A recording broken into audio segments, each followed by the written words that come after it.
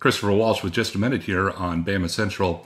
And the football offseason has been going on now for about 6 weeks, and it's pretty much gone as you would expect with Nick Saban. I mean, Alabama contended for the national championship in recruiting, put together a stellar class again, started working on next year.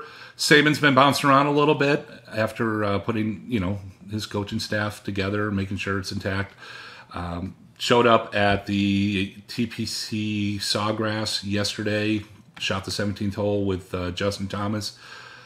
But he's also been doing some lectures and some speeches and so forth. And the things that are coming out now, well, they all have one thing in common.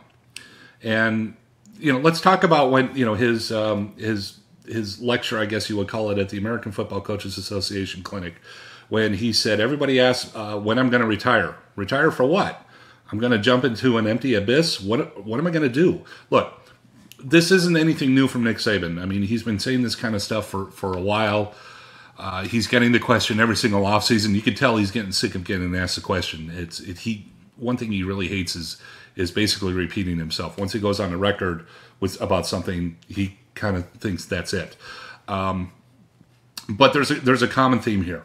And it's not that Saban's repeating himself. This is a person who is focused. This is a person who is working just as hard as he ever had to have a good season next season, continue building the future of the program. This is a person who's not happy about what happened at the end of last season. And he has come out and he has said some things about the national championship game.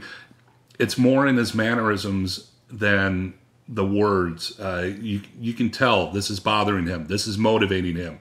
And the offseason, when Alabama doesn't win the national championship versus when it does win the national championship, it's different. And it's also different with the coach. So, bottom line, football, spring football, the 2022 season can't get here fast enough for Nick Saban. For just a minute, I'm Christopher Walsh. Thanks for being here on BamaCentral.